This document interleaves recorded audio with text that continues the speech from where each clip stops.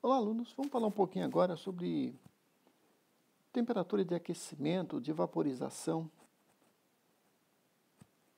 da água, por exemplo. Vamos começar? Imagine que eu tenho uma dada quantidade de água, inicialmente está no estado sólido. Uma temperatura inicial, TI, sei lá, menos 5 graus Celsius, que seja isso. A gente vai adicionar calor, de tal forma que essa água vai começar a esquentar, depois vai derreter. Vamos falar então que também gelo, né? Inicialmente gelo, né?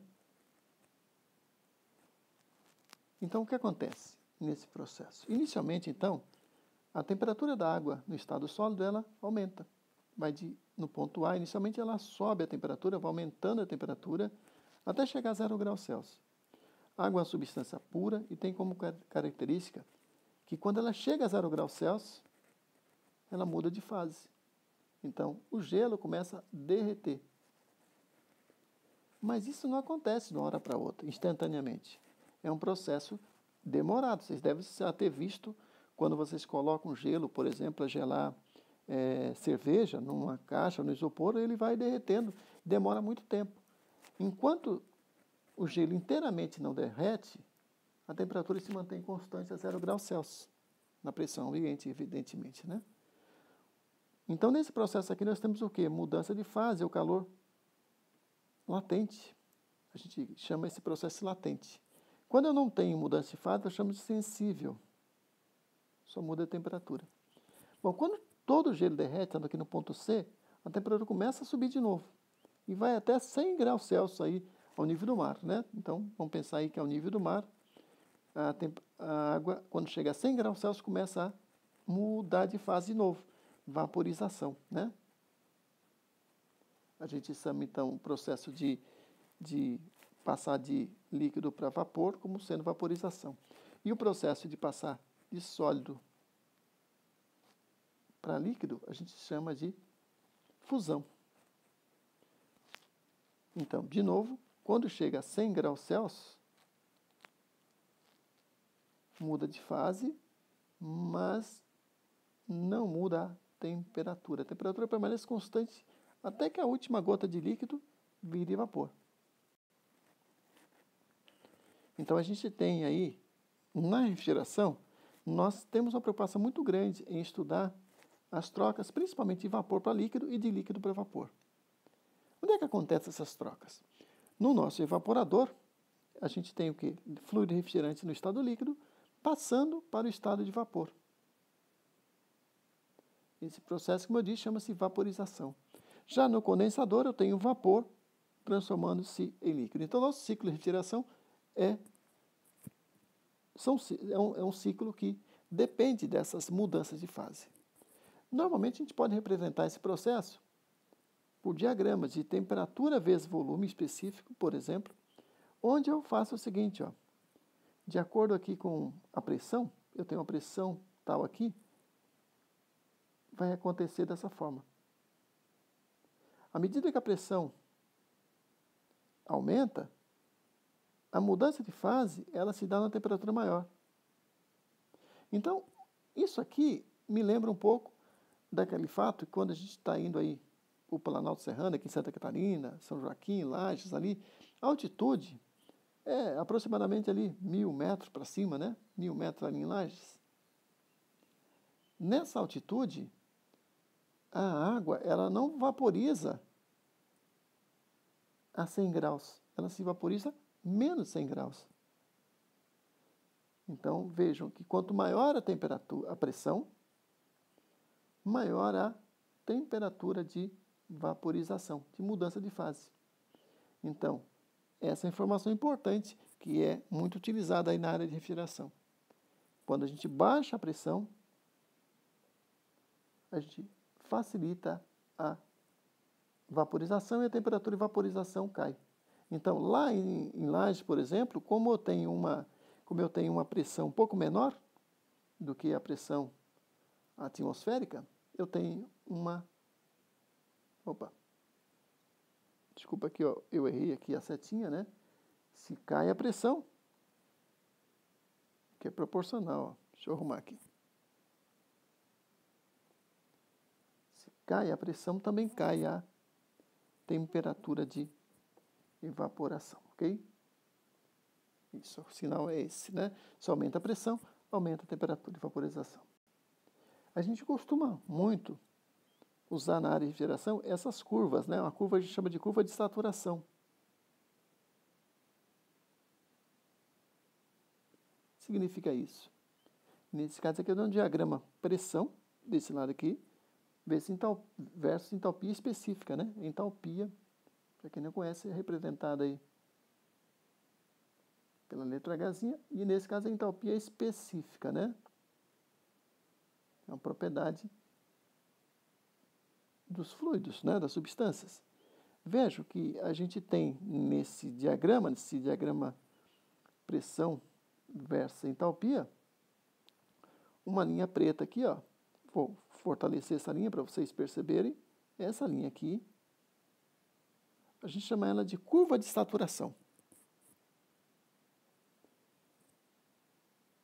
Significa que ela divide as fases. Aqui dentro eu tenho líquido mais vapor. Então, toda essa região aqui dentro, eu tenho uma mistura de líquido mais vapor. Então, coexistem as duas fases. Não é como se eu estivesse aí num tanque de fluido refrigerante, por exemplo. Tem uma válvula aqui em cima. Aqui dentro, vamos supor, tem uma espessura e tal. Nesse tanque eu tenho aqui líquido e aqui eu tenho vapor. E aqui o vaporzinho fica aqui, ó. Então, nessa superfície aqui, nessa região aqui, eu tenho uma mistura, uma parte líquido e vapor. Bom, desse lado direito aqui, eu tenho vapor superaquecido. Significa que é como se eu mostrasse, vou mostrar aqui para vocês. Vamos supor que eu tenho aqui um tanquezinho aqui, ó, cheio de água. Aí eu vou dando calor aqui embaixo. O que acontece com essa água? Ela começa a evaporar. Vamos supor que aqui em cima eu tenha só vapor indo para lá. Esse vapor já está numa condição de vapor, não é isso? 100% de vapor aqui, ó. O que acontece? Se eu continuar dando calor aqui, ó, eu vou ter aqui, na saída, vapor superaquecido. Então, essa é a ideia do vapor superaquecido. Já é vapor. Quando eu dou calor aqui embaixo, toda a água se transforma. Nesse caso, pode ser água, pode ser com um líquido refrigerante, por exemplo. Do lado esquerdo da curva, eu tenho líquido subresfriado.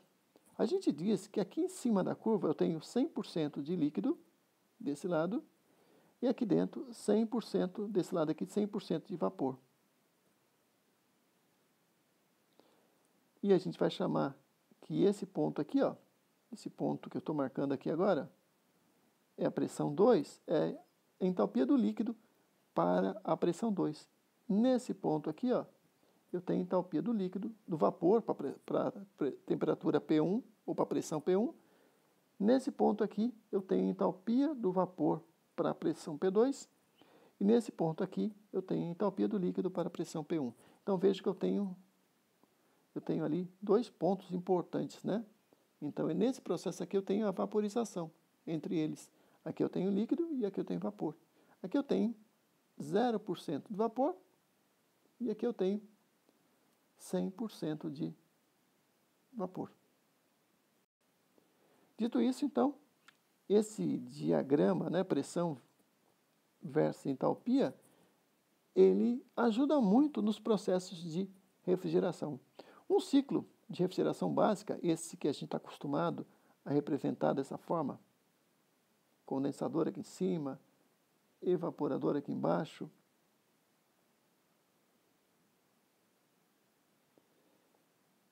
compressor aqui do lado aqui, e aqui o dispositivo de expansão. Esse ciclo que começa num ponto, a gente diz que pode começar no ponto 1 aqui, ó, antes do compressor, ponto 2, ponto 3, depois do condensador, e ponto 4, depois do dispositivo de expansão. A gente tem aqui uma pressão de alta, pressão de condensação, né, que é mais alta, e aqui tem uma pressão de evaporação. E a pressão de evaporação é baixa exatamente para facilitar a vaporização do fluido. Então, de 1 para 2, o que acontece? O fluido ele é comprimido, recebe potência do compressor. De 2 para 3, o fluido condensa, né? Ele libera calor para o meio externo. E de 4 para 1, ele retira a energia do meio interno. E então, sempre eu vou ter aqui, e ele vai passar o quê? Ele vai vaporizar, que é o meio interno. Como é que eu represento esse processo no diagrama pressão versus entalpia? O ponto 1, então, ele fica representado aqui, ó. Esse é o ponto 1. O ponto 2, ele vai estar numa isoentrópica, né? Entropia de 1 é igual a entropia de 2, eu represento dessa forma aqui. Esse é o ponto 2. O ponto 3 vai estar exatamente aqui na linha de saturação, 0% de vapor. E o ponto 4 vai estar aqui, ó, uma isoentálpica, né? Entalpia 3 é igual a entalpia 4. Então, vejo que a entalpia de 1 é igual a entalpia do vapor para temperatura ou pressão de P1, ou pressão de evaporação, né? Já a entalpia 3 vai ser a entalpia do líquido na pressão de condensação. E assim eu represento esse diagrama pressão versus entalpia. Eu vou fazer aqui de novo para vocês verem, mais simplificado.